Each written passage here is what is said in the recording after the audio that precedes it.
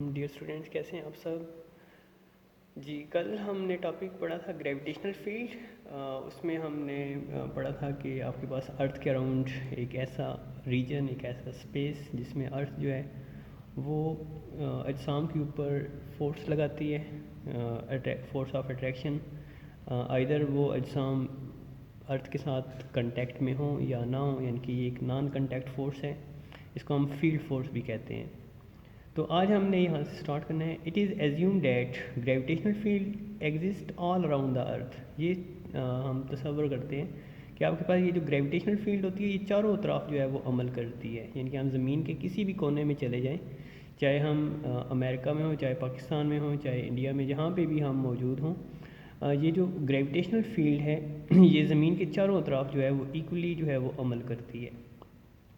This field is directed towards the centre of the earth. और इस field की जो डायरेक्शन होती है ये हमेशा ज़मीन के मरकज़ की तरफ से होती है। यानी कि हम जब भी जिस्म को ज़मीन के ऑर्बिट से या ज़मीन से अवे लेकर जाएंगे तो इसके ऊपर जो फोर्स ऑफ ग्रेविटेशन या फोर्स ऑफ अट्रैक्शन जो ज़मीन की तरफ उस जिस्म के ऊपर लगाई जाएगी उसका मरकज़ जो है वो ज़मीन का सेंटर होगा। यानी कि वो हमेशा ज़मीन के सेंटर की तरफ अमल करेगी। As shown in the figure, ये जैसे कि यहाँ पर एरोस की मदद से उन्होंने डिस्क्राइब किया है कि चारों तरफ से ये जो फील्ड फोर्स जो है उसने ज़मीन को घेरा हुआ है, ठीक है, या ज़मीन की फील्ड फोर्स जो है वो चारों तरफ से इक्वली अमल कर रही है। The gravitational field becomes weaker and weaker as we go further and further away from the earth. और ये जो ग्रेविटेशनल फील्ड होती है ये जैसे जैसे हम ज़मीन से दूर चले जाएं, जिस तरह आपको ये मैग्नेट वाला जो कंसेप्ट है, अगर हम मैग्नेट से जिस्म को दूर लेते जाएंगे, ठीक है, तो क्या होगा कि उसकी अट्रैक्शन जो है वो कम होती जाएगी, और जब वो जिस्म उस मैग्नेट के करीब आएगा तो उसकी अट्रैक्शन ज़्यादा होती जाएगी। इस सिमिलरली जब हम जिस्म को ज़मीन से दूर लेकर जाएंगे, उसके ऑर्बिट से या उसकी फील्ड से दूर लेते जाएंगे, तो ये जो ग्रेविटेशनल फील्ड है इसकी जो ताकत है वो वीकर होती जाएगी, यानी कि ये कमज़ोर होती जाएगी। और इसके उलट जब एक जिस्म ज़मीन की फील्ड की तरफ मूव करेगा तो ये स्ट्रॉन्गर एंड स्ट्रॉन्गर होती जाएगी। In the gravitational field of earth, जब हम ज़मीन की ग्रेविटेशनल फील्ड की बात करते हैं या उसके अंदर, the gravitational force per unit mass is called gravitational field strength of the अर्थ। यानी कि ग्रेविटेशनल फील्ड के अंदर रहते हुए जब ज़मीन अपने ग्रेविटेशनल फील्ड की ताकत किसी जिस्म के ऊपर लगाती है तो वो उसकी क्या कहलाती है, ग्रेविटेशनल फील्ड स्ट्रेंथ कहलाती है। यानी कि उसकी फील्ड की तरफ से इतनी ताकत लगाई जा रही है। अगर वो जिस्म ज़मीन के करीब है तो ये ग्रेविटेशनल फील्ड स्ट्रेंथ इंक्रीज़ होगी, यानी कि ज़्यादा से ज़्यादा होगी। और अगर इस जिस्म को हम ज़मीन से या इस फील्ड से दूर लेकर जा रहे हैं तो इसकी जो ताकत है, जो स्ट्रेंथ है, वो वीकर होती जाएगी। At any place its value is equal to value of g. और किसी भी जगह पर इसकी जो कीमत होती है ये जी की कीमत के बराबर होती है। अब हमारे पास जो जी की कीमत है वो इक्वल होती है 10 metre per second square. G is equal to 10 metre per second square. और यहाँ पर इसकी जो वैल्यू है, यानी कि हम, क्योंकि ये एक फोर्स है तो फोर्स को हमने यूनिट मास के ऊपर अमल करवाना है, तो इसकी जो वैल्यू हम मेजर करते हैं वो होती है न्यूटन पर किलोग्राम के अंदर। न्यूटन यानी कि आपके पास जो स्मॉल जी है इसकी वैल्यू है 10 मीटर पर सेकंड स्क्वायर, और जो ग्रेविटेशनल फील्ड है इसकी वैल्यू है 10 न्यूटन पर किलोग्राम। अब ये दोनों वैल्यूज़ जो हैं वो सेम है, यानी कि इसमें आप देख सकते हैं इसमें unit metre per second square है और इसमें है न्यूटन पर किलोग्राम है। तो हम इसको एक दूसरे के इक्वल साबित कर सकते हैं। अब कैसे, हमने 10 न्यूटन पर किलोग्राम को प्रूफ करना है कि वो जी की कीमत के बराबर है, यानी कि 10 मीटर पर सेकंड स्क्वायर के इक्वल है। तो हमारे पास जो 1 न्यूटन होता है, ठीक है, इसकी जो वैल्यू होती है ये इक्वल होता है kilogram metre per second square, ठीक है, इसकी इक्वल होता है kilogram metre per second square. तो हम यहाँ पर क्या करेंगे, न्यूटन की वैल्यू पुट कर देंगे, ये बन जाएगा 10।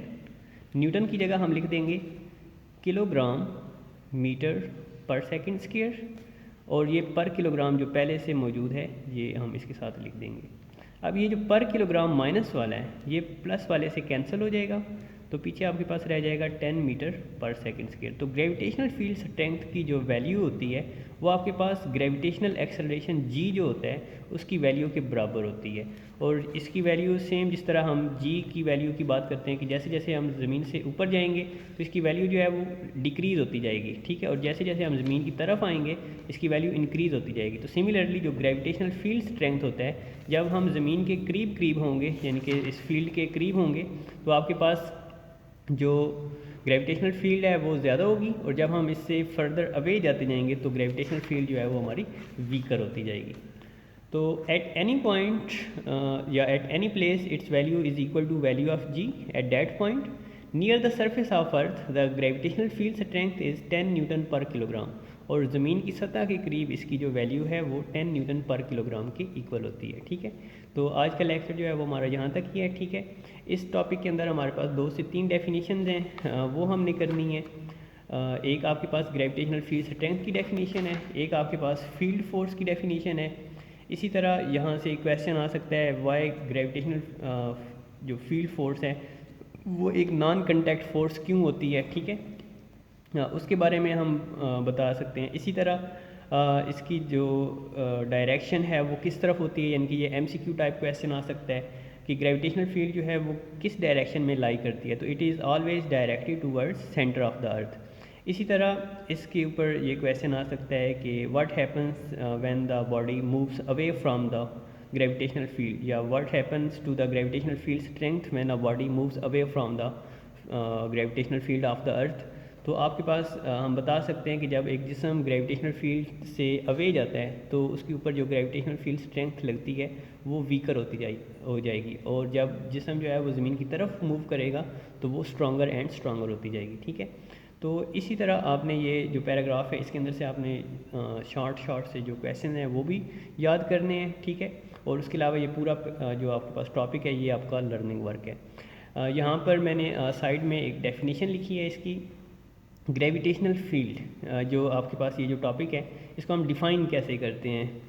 The space around the earth, ये कि वो जगह ज़मीन के इर्द गिर्द within which it exert gravitational force to the object, यानी जिसके अंदर रहते हुए वो ज़मीन जो है वो किसी दूसरे जिस्म के ऊपर ग्रेविटेशनल फोर्स एग्जर्ट करे, उस फील्ड को हम क्या कहते हैं, ग्रेविटेशनल फील्ड कहते हैं। यानी कि आपके पास एक ऐसा मैदान, एक ऐसा फील्ड जिसके अंदर ज़मीन जो है वो किसी दूसरे जिस्म के ऊपर फोर्स लगाए, अपनी जो फोर्स ऑफ ग्रेविटेशन जो है वो अमल करवाए, तो उस फील्ड को हम क्या कहते हैं, ग्रेविटेशनल फील्ड कहते हैं, ठीक है। तो ये ग्रेविटेशनल फील्ड की जो डेफिनेशन है ये भी आपने लिख लेनी है, ठीक है। ये भी यानी कि शॉर्ट क्वेश्चन के तौर पर आ सकता है, डिफाइन ग्रेविटेशनल फील्ड, ठीक है। तो ये ग्रेविटेशनल फील्ड की डेफिनेशन लिखकर आपने इसके साथ ये जो फार्मूला है फोर्स ऑफ ग्रेविटेशन का वो आपने इसके साथ ऐड कर देना है, ठीक है। तो यहाँ तक that's it from today's lecture. I hope कि आप लोगों को समझ आ गई होगी।